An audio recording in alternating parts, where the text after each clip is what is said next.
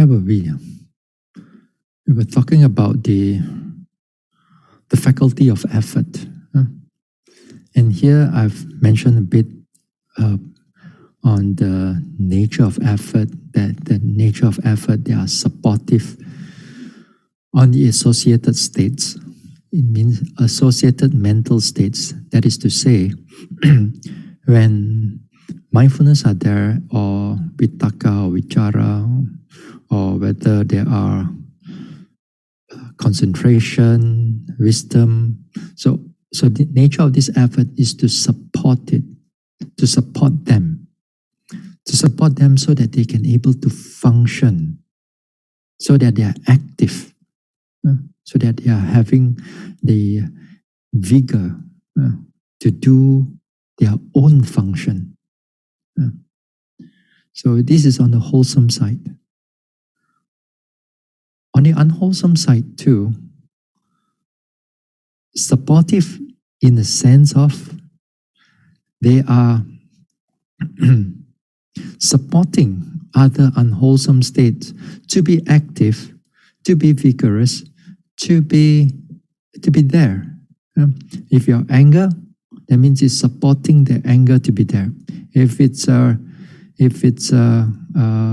desire, sensual desire, then sensual desire is being supported.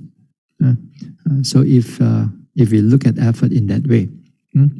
But if effort in faculty, and of course when you talk about mental effort here, in the faculties, in the power, mostly when we talk about Buddhism generally, then the effort is connected with the wholesome part of it. The wholesome part of it. So, and also after that, I also mentioned that after when we start to meditate, first week usually it's only about arousing.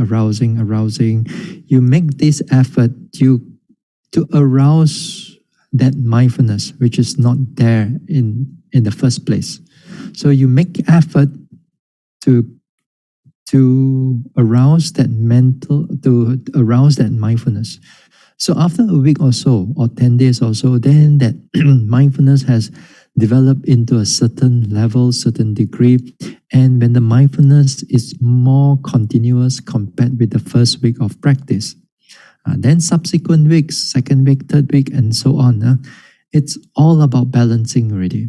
It's all about balancing those effort and concentration, because somehow your mind, it's quite strong, powerful, continuous, and at times it's going to fluctuate.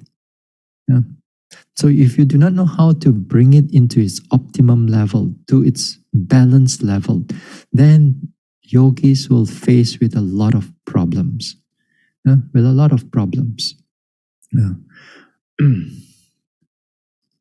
Now, let us go to the sharing of screen on the faculty of effort. Okay. Can see, yeah? All right. Good.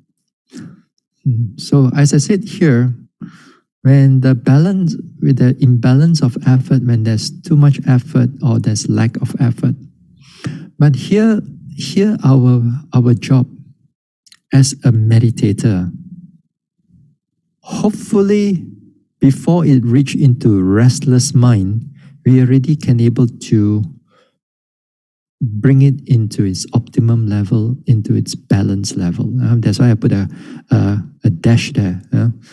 So too, when there's lack of effort, we don't want the mind to go into laziness, into indolence, or sloth and torpor, in that sense.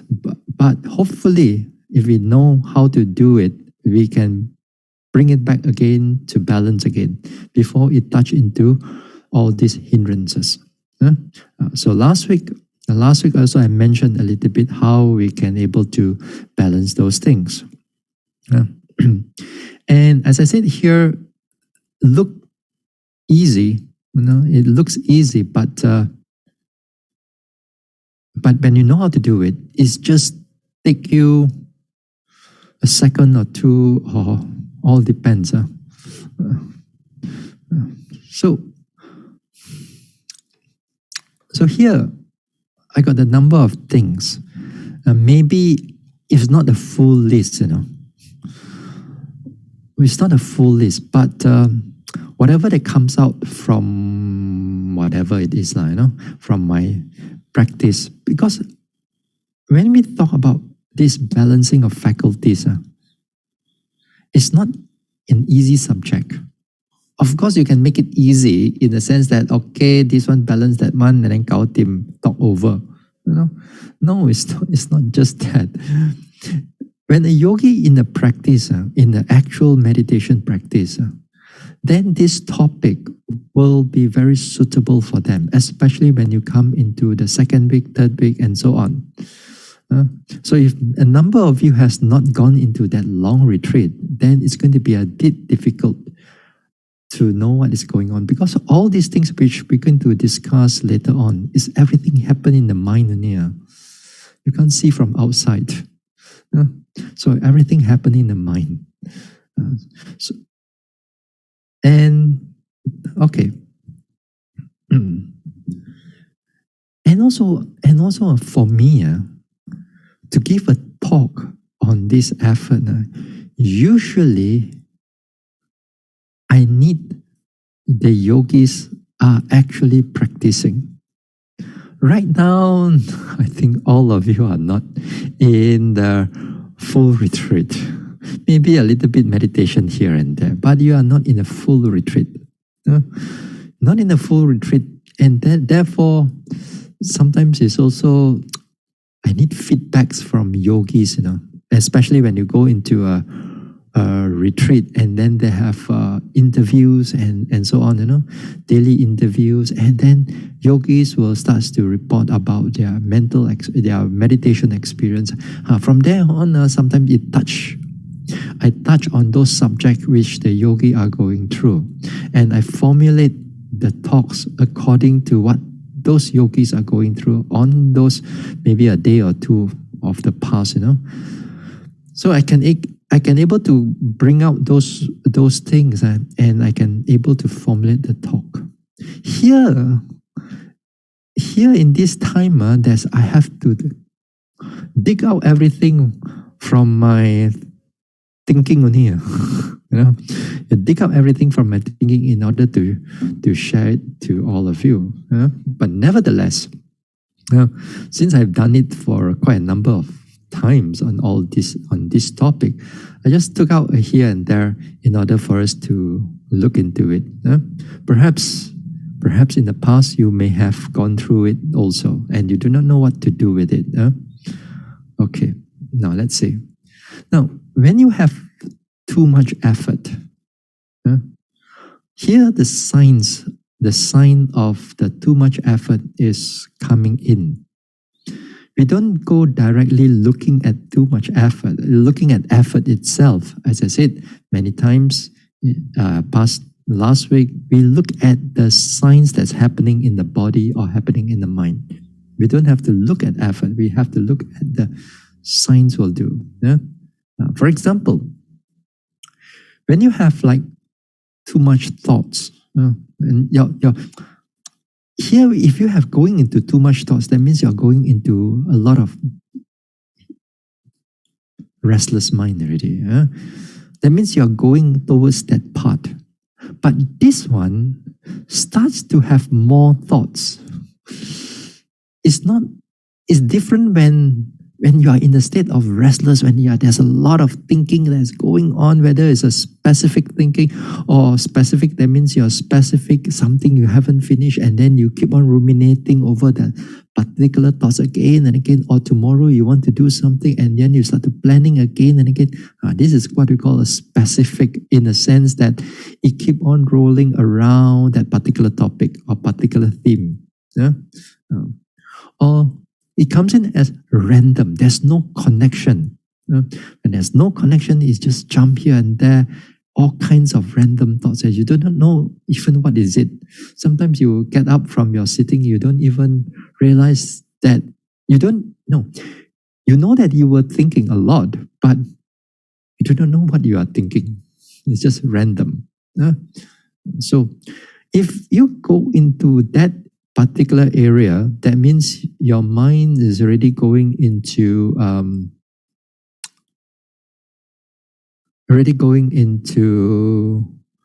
hindrances already. Too much hindrances already. Whereas this is when you start to having some thoughts. When you start to have some thoughts. For example, when you start to meditate, when you are meditating, let's say in your sitting, when you watch your in-breath, out-breath, things are going smoothly, rising, falling, going smoothly. And then after that, you begin to notice that these random thoughts are not affecting your noting or your observation of your object, but it's already like happening, hovering around your head, around the chest area. It's like going here and there, a little bit here and there, and it's coming on more frequently. Then that time, that means the energy starts to build up. Your mind can't stay with your object that much really. It's like pulling you a little bit, you noting a bit, pulling you a little bit. So here, that means the effort has gone slightly going up already. Normally this one, the first one, if you are a beginner meditator, usually you are not able to catch the beginning of those thoughts. You only know it when the whole thought's already going into a lot of thinking, then only you realize that you are not able to meditate at that time. But if you are a more long-term meditator, this one, a little bit of thoughts, you know that your mind's already going into slightly too much effort already. The next one is this tension. Now, tension here of the body or tightness or pressure, it comes to a yogis, different yogi have a different signs. But this tension, when it build up, then here also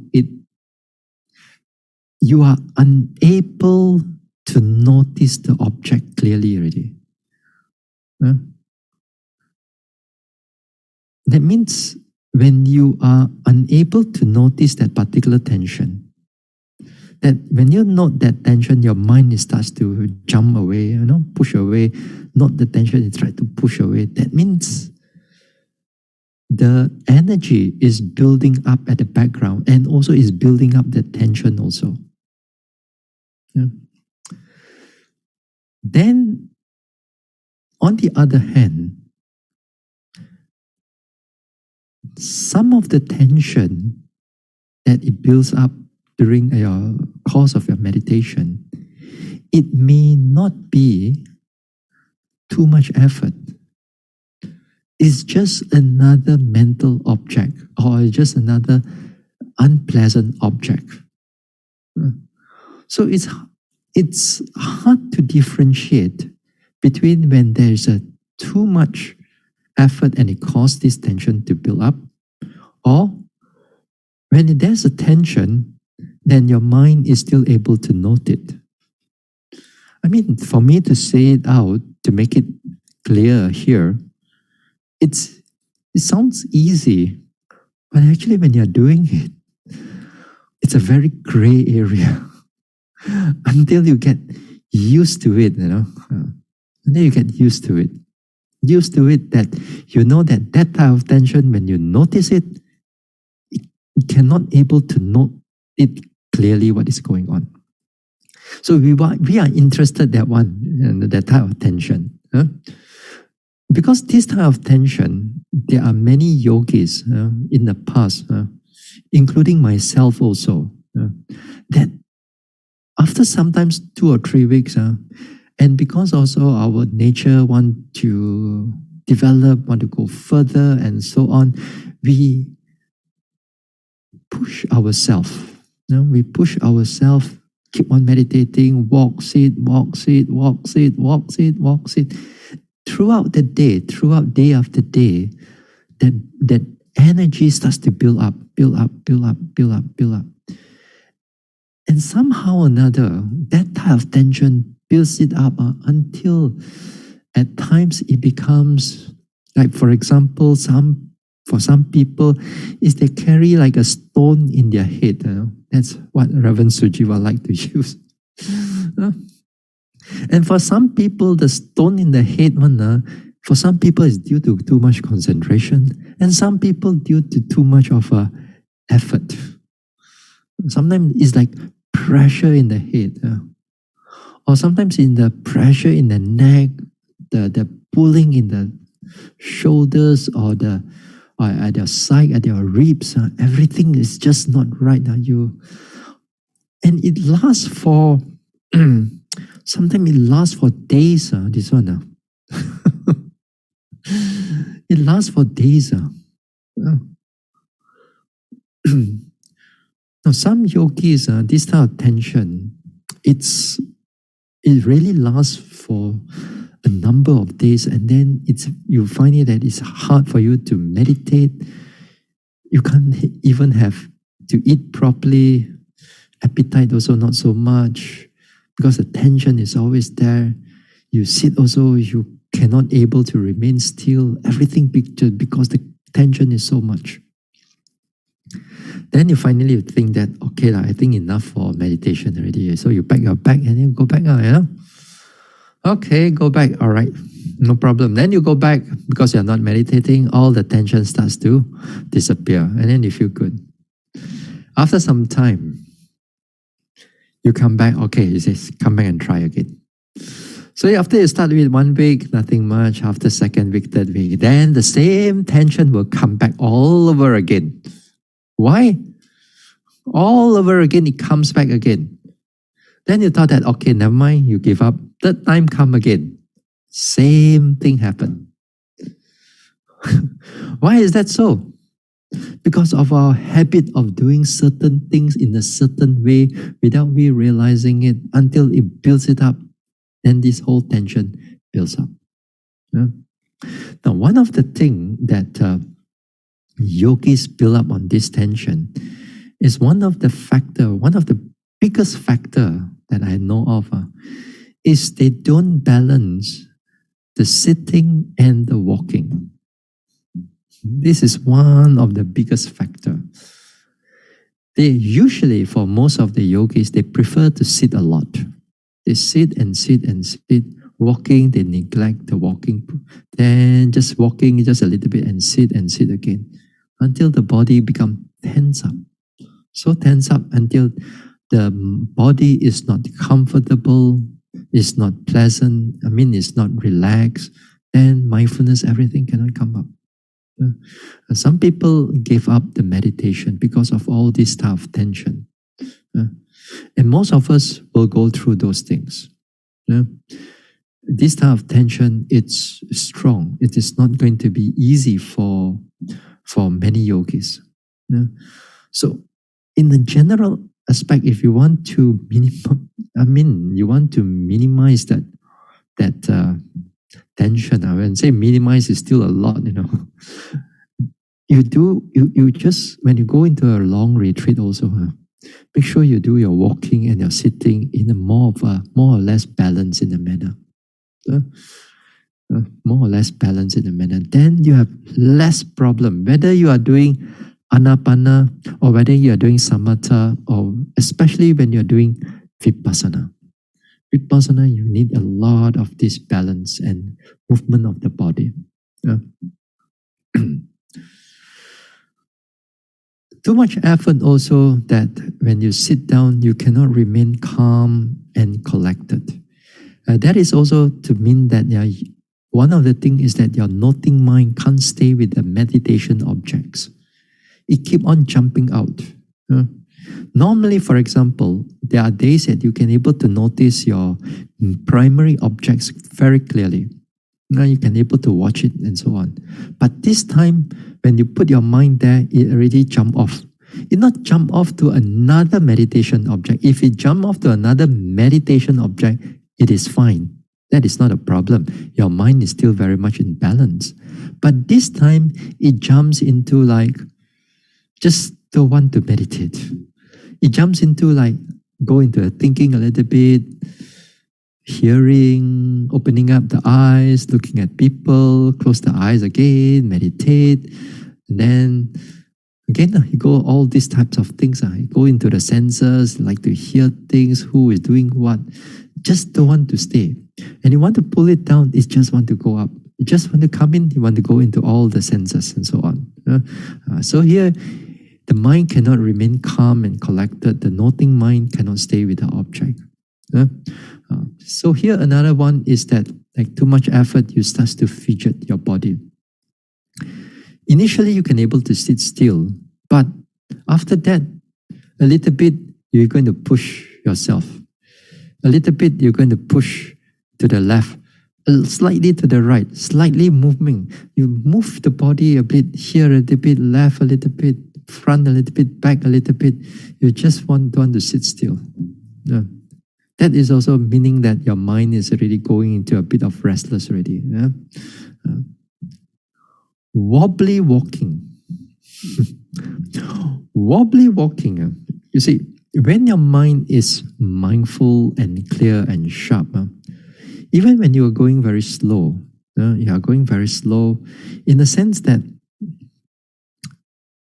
lifting, pushing, dropping, or more than that, you can able to notice the sensation that is coming out from those steps or from those movements or lifting movement. Yeah? You can notice it well and clear. Now, even if you are doing it slowly, and because your mindfulness is continuous, then that walking, the body is a very stable walking. No doubt, most of the time is stable, but once in a while, the body may need to readjust, and then somehow you just have a step or two, it is not so balanced or wobbly a little bit. If you have those one, that one is not a problem because that wobbly happen once or twice, it doesn't matter. Yeah? It doesn't matter if it happened once or twice, just between between a length of where you start until where you end. That's happened just one or twice or three times.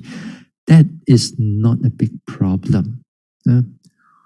Here, when it says wobbly walking, it's like every one or two or three steps that you're already taking. It already starts to your mind. You cannot able even to get the body to remain still or balanced.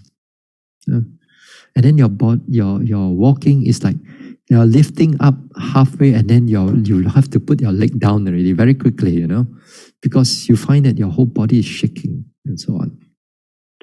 That usually in the beginning part of the meditation, a lot of yogis will have those things because the mindfulness is not sharp.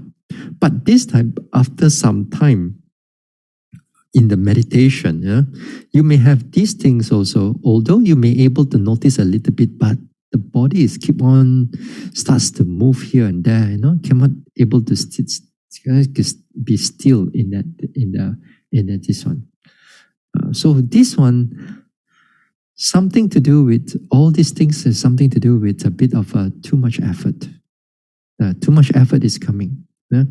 So if you are not careful with all these small things that's coming up, if you are not careful with those things, then it leads into a lot of, it leads to too much of effort. It leads into too much effort. So what should you do then? What should you do then? Here there's a number of things what we can do, but the principle when we are in the long retreat, the principle is this, is that the whole thing is that either you reduce effort with mindfulness or you increase calmness or concentration with mindfulness. The mindfulness must always come. Okay? So you reduce effort or you increase the calm with mindfulness. Okay. Now,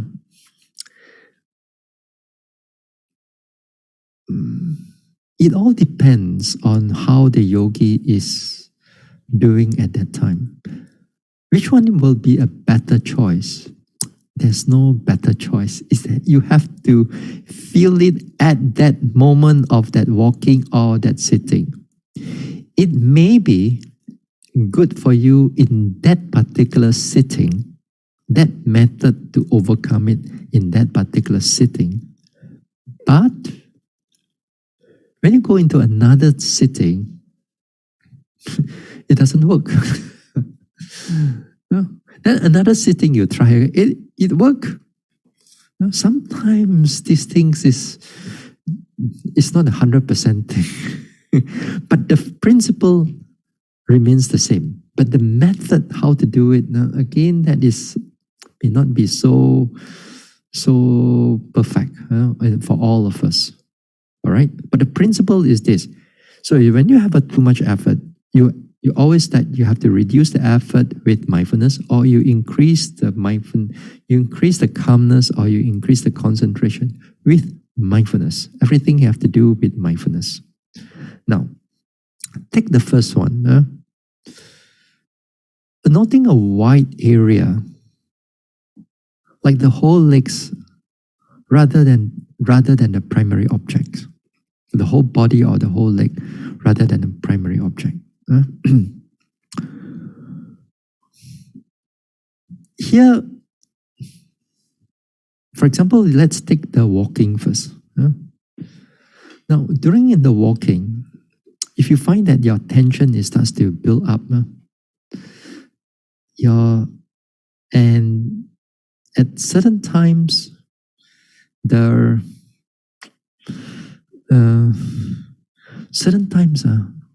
during the retreat, that tension is so strong that you can't even do a lifting, pushing, dropping. For some people, and not every yogi, for some people, the tension is so strong that they feel very difficult for them to walk properly. Sometimes during in the walking, even the whole hour, they just have to remain relaxed type of walking only for the whole hour. Even you come to the next walking, if you still the tension is still there, you still remain with just one phase of walking only. You don't go into like third phase or even more slower phases. It's just like more of a relaxed walking only. But still with mindfulness. Still with mindfulness. You cannot just walk and then you look here, look there. You go to the garden and so on. Although once in a while it may be helpful. For some yogis, because of too much in the hall sometimes, and certain places the hall is very like you feel very claustrophobic. Some places we have more mirror, not mirror, we have more glass, you can see outside and so on. Some places they don't have much of windows, so it feels very claustrophobic. So some people like to go out a little bit in order to reduce that thing. Now, so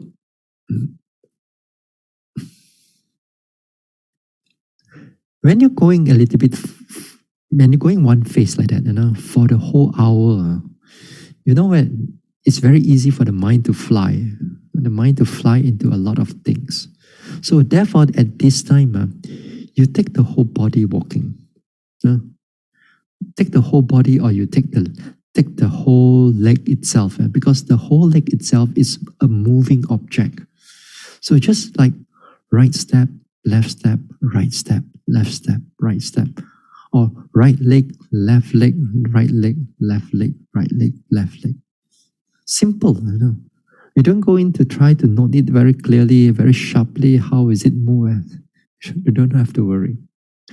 Sometimes when you notice this, just right step, left step, or so right leg, left leg, sometimes after you notice, if you keep on noticing it for a while, you may find that even that one phase itself, the right leg and the left leg get its own rhythm, or its own character, its own nature.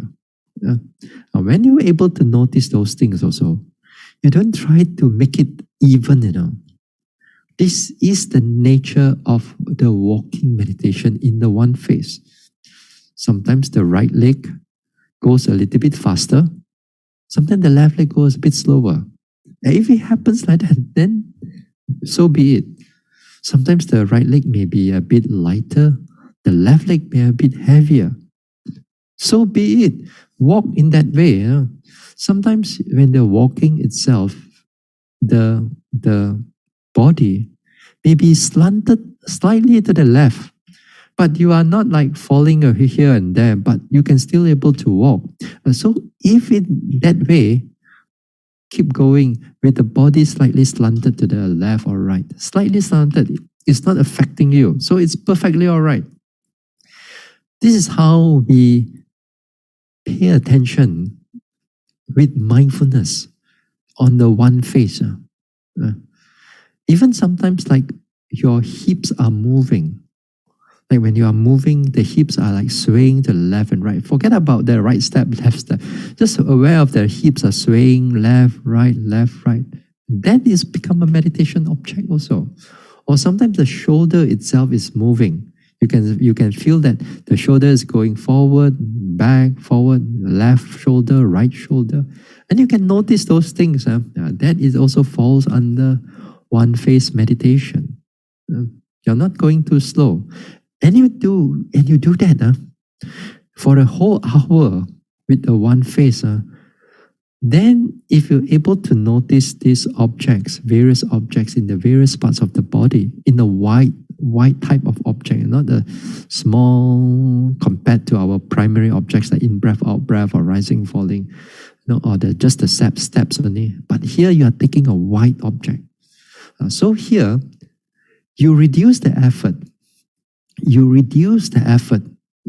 Because if you're going very slow, you increase the effort a lot. So this time, you're just reducing the effort. At the same time, you notice the different aspect of the body.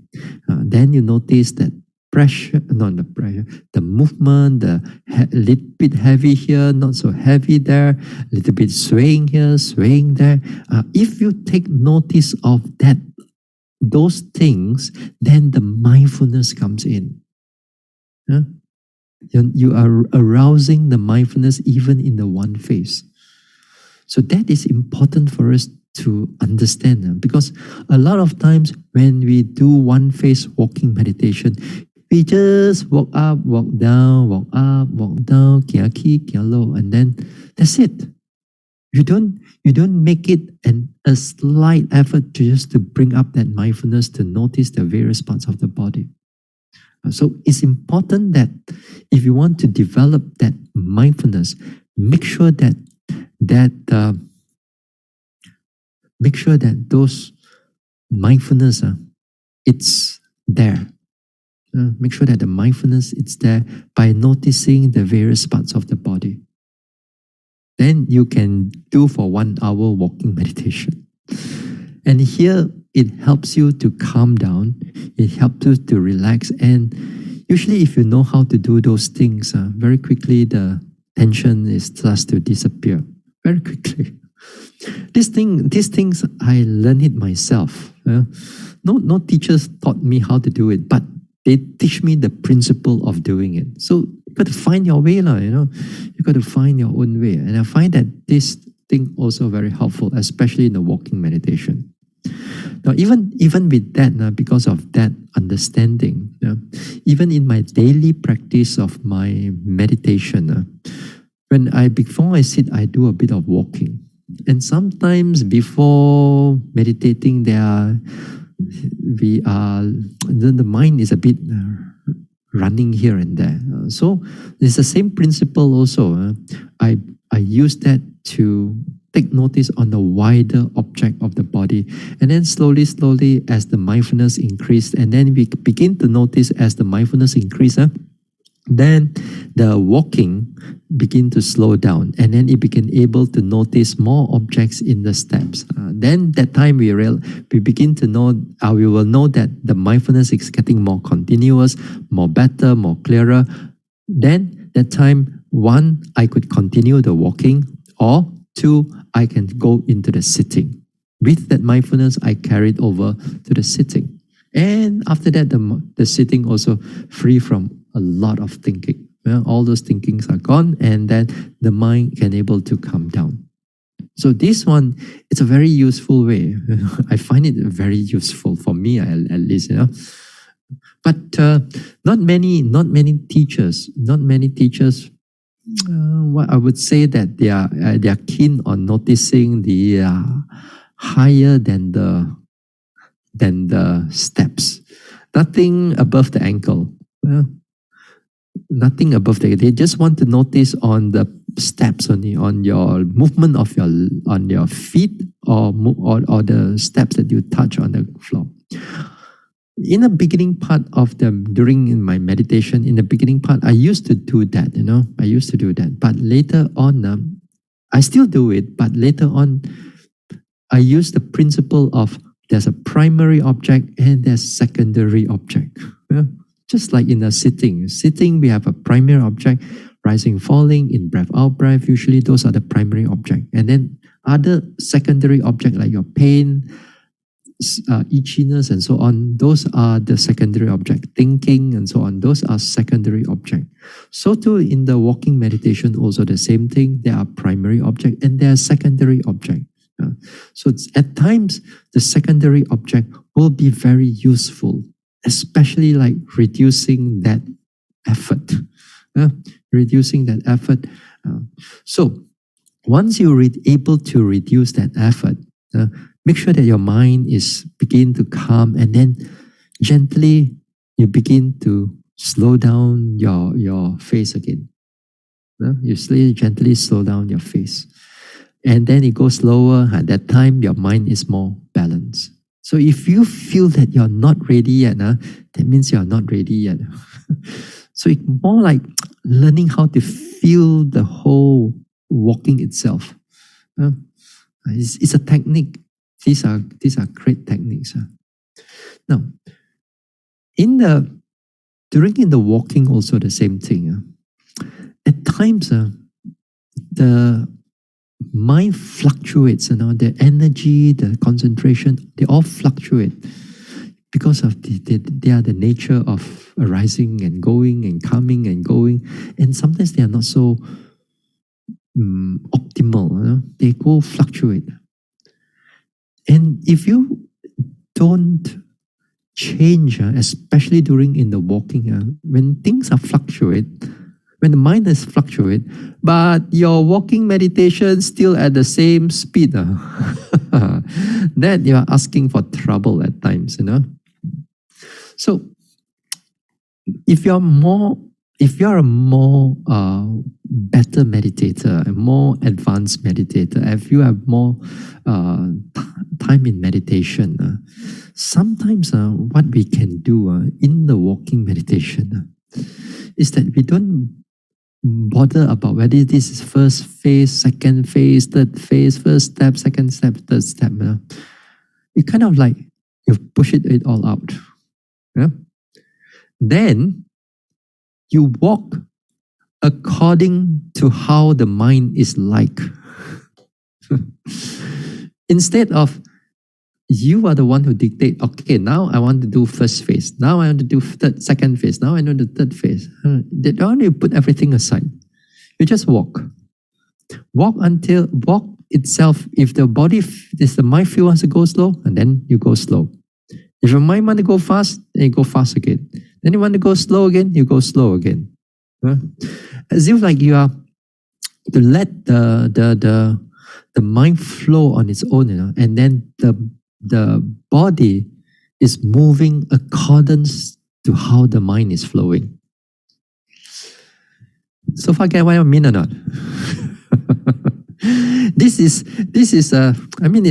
you don't try it if you're a beginner, Your mind, you can't even see already, you want to flow with it. You don't try it in the beginning. If you're a beginner, you start off with, okay, this is right step, left step, right step, left step. This is good. This is good. If you are a beginner or you think that you are still a beginner, that is good. But if you are more advanced, something that you can try is that let the mind dictate the walking itself. Then here when the mind let it dictate how the walking is moved, then you'll find that sometimes it goes slower, sometimes it go faster, sometimes it note this object, sometimes it note that object. It flows, the whole object is keep on flowing. Then it's very interesting actually. And the whole experience of the walking meditation, as if like you don't want that walking meditation to finish. Yeah. And you feel light and you feel easy. And that is to say that the whole mind comes into an optimum level, into a balanced level. Yeah. So a lot of we can do with the walking. But right now, of course, when you are at home, how are you going to walk? If there's family members around you, you walk already fast, slow, then very, very slow. Your other family members may think that you are something wrong with you. I think listen to that monk too much already, this then your problem. If you stay alone, then okay, then that's not a problem. You can do whatever that you want. But if you're staying with a family members, it's going to be very hard. And also when you're at home, also you do not have the length, you don't have a place for you to walk, full of things here and there. Anyway, this is something to do with a walking meditation, and it's very helpful. Usually, the walking meditation in order to reduce the effort and so on. And when it comes into the concentration, also this method, exactly this method, also will take place. Sometimes when you are doing meditation, walking, sitting, the mind goes into haywire. You do not know whether this is too much concentration or too much effort or under concentration. It just go haywire. As if like the mindfulness and everything is not in the, they are not balanced. They are totally imbalanced and totally do not know. You just do not know what to do. This is the time you got to what they call reset. Sometimes also like our computer, when it gets all these funny things coming out and then you do not know what to do, then what do? You press the reset button, or you restart the computer again. So too in meditation, also the same thing. We restart everything. You just bring the mind back to the body again and take the bigger object, like the whole body or the whole leg, especially in the walking, and then you start all over again. If you're a more advanced yogi, if you do like that, very fast the mind comes down, it rebalances everything, and then you gently build it up again. Then after that, it goes into a lot of proper balance again. In a short time, actually, it's not. You don't have to wait for long. So sometimes yogis tend to which one is too much? Which one is too little? What to do? Sometimes you do not know what to do. You push everything aside. Just back again to the body. Because when you back again to the body, you come back with the mindfulness on the body and you take a larger object, build up the mindfulness again. Then everything, all the faculties will come back again in a balanced manner. So too like when you are in the sitting posture. During in the sitting posture also, when you are meditating, especially when you're taking this vipassana, and again, there's mind that starts to a lot of the thoughts starts coming in or the tension coming in. Then same principle also like the walking meditation. Then this time you forget about your primary object. Then take the whole body from head as if like you have a mental vision of your shape of your body is there. Right? Your head is there, your shoulder is there, buttock is here, the thighs is here. Then you kind of you notice what is going on with the whole body. Then just gently up, or down, or sometimes some people just they go down a few times. While you are doing it, when you're scanning through or when you're sweeping through the body, and then try to feel some sensation that is built up around the body or in the buttock area. Just gently feel it. You need to feel the sensation because those sensations, when you feel it, it arouses that mindfulness. Gentle, that means you are reducing all your faculties, but slowly you build up that mindfulness again. With the noticing some sensation or pressure here a bit. These are the how we notice, build up that mindfulness. Yeah? All right. Now, let's see what else we can do. Sitting and touching. Sitting and touching here, this method here is more like you increase the calm with mindfulness.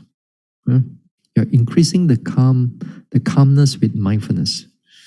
Say, for example, again, you are having a lot of thinking is coming in, the random thinking is coming in. Okay? You do not know what to control, how to control them. So what do you do then? Again, forget about your rising and falling or your main primary object. This time, you do a sitting and touching method. Now, some of you, if you're not in the retreat, not the retreat kaki, you're not a meditation, mesh in the meditation, then this sitting and touching, you take it very lightly. Just like a lot of times they take the walking meditation very lightly. You just only want to know the primary object. And this is, your meditation become very narrow. One of the very good, another aspect of meditation in the sitting is using this sitting and touching method. This sitting and touching method, for some places, it's a meditation on its own. They do for 1 hour using this sitting and touching method. There are meditation centers in Burma who do this sitting and touching method for the whole hour. They don't take up the rising, falling, or in breath, out breath as the primary object, but the sitting, touching as the primary object. Now, anyway, since we are doing here, this sitting and touching, it's a very good aspect in the sense that you can use it when concentration is too much or your effort is too much. You can arouse it in one way, or you can reduce another thing in another way. So this sitting and touching is a very flexible way.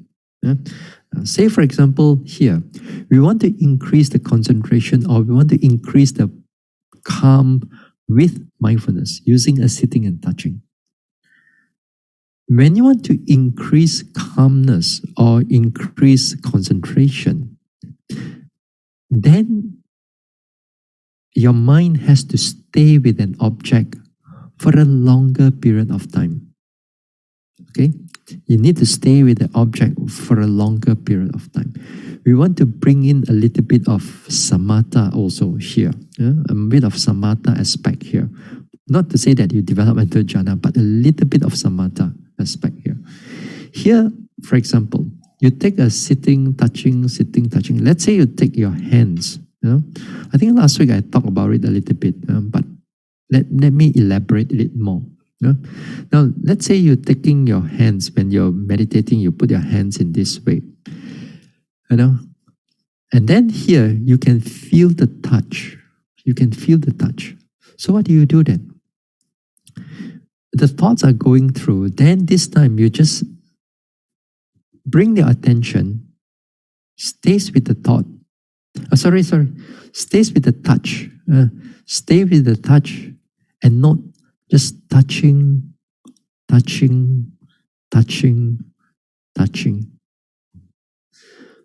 You kind of like gentle with the noting. You kind of like slow down the labeling itself, like touching. At the same time, you feel the sensation. You take notice of the hardness or sweatiness or the warmness of that particular touch that this one. Take notice about 2 or 3 sensations. And then you keep on noticing touching. So you may need to stay there and label it for maybe around 10 times, 12 times, up to you. As long as you can able to pick up certain sensation. Now, picking up that sensation is the mindfulness aspect of it. You're able to notice the sensation, a warmness, sweatiness. That is the mindfulness aspect of it. Then if you stay with the object, like you stay with that touching, then that is the concentration aspect of it. So both have to come together. If you don't do it properly, you will just notice touching, touching, touching, but you notice everything. Touching, touching, touching, but your mindfulness is getting lower, then you still not touching, touching. Then slowly, your whole energy will start to reduce, and then it reduces too much. When you reduce too much, and then your mind gets stuck in the touching, and then because of your effort is reduced too much, and then that's where your sloth and torpor starts to come in. Your sleepiness, your non-clarity of your mind will start coming in. So this one, you got to be careful. You got to build that two together to come in order for the mind able to work again. Then after you notice that touching, you feel like you want to bring your attention to the right buttock, let's say. Again here, sitting, and then you notice while you are bringing the attention there, stay there for 10, 12 times, 15 times of labeling. While you're labeling, noticing the sensation, a little bit of pain, a bit of warmness, a bit of tension here and there that's building up on that buttock area.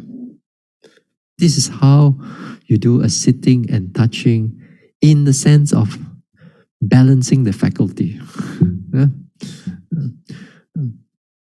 Sometimes in other settings, the sitting and touching will go faster.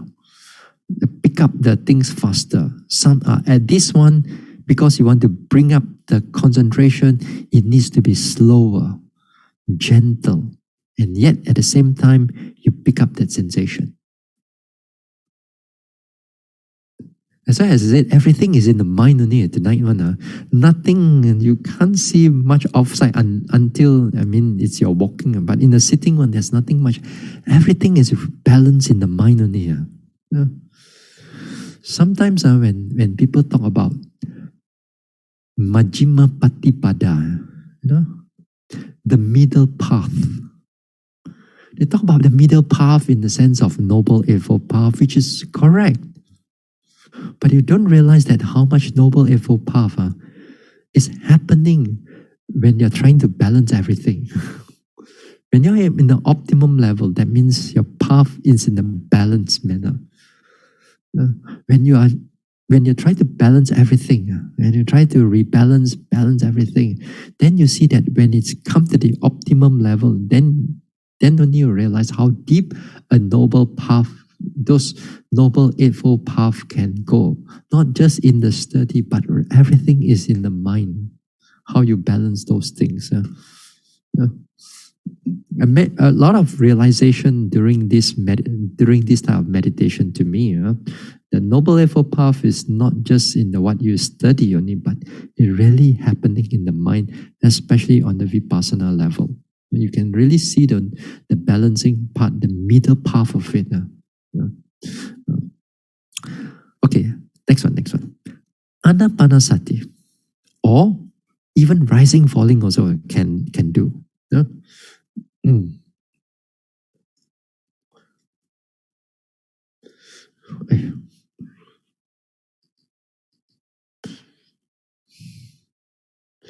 Rising, falling also can do. This one again, just like the principle of you want to increase the concentration with mindfulness, you use Anapanasati. Let's take Anapanasati first, right? Let's say your main primary object is the rising and falling. But this time you notice that your thoughts starts coming in already.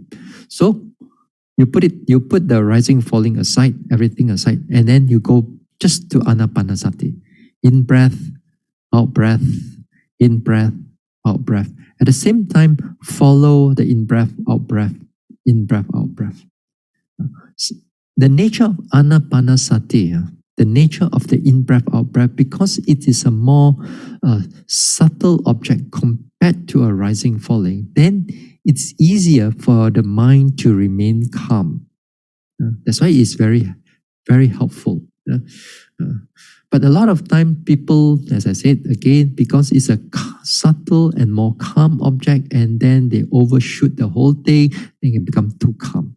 We just want you to be calm enough in order to reduce that thinking. Once the thinking finish, and then we go back to the main object again. Also can. Or if you are in breath, out breath, you take it as your main object in your vipassana meditation. Then again here, you use the secondary object like your rising, falling as to hold back to this one. Because when you're so used to it, then it doesn't work.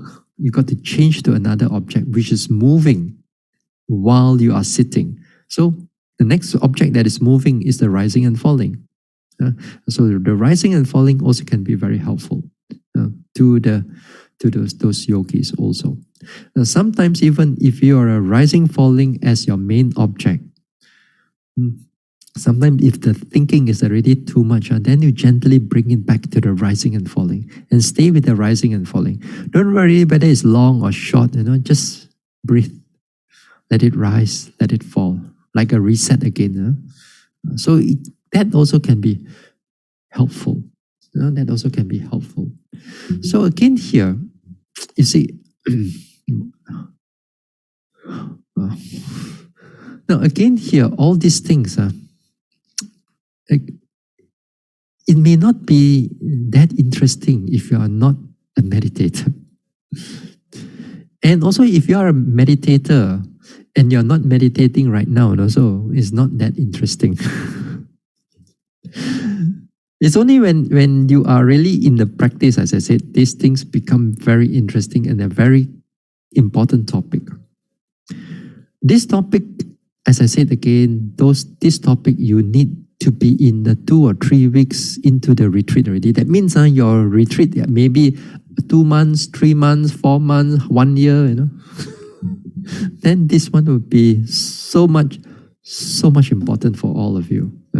If you come in like, Bante, I go for 3 days, Bante, ho liao lo. Okay, not to say you're bad, but you still won't come into this area. You thought that you go for 10 days retreat, or you're good, or you go for 2 weeks retreat, you think you're good. You still haven't really touched on this area yet. All these things.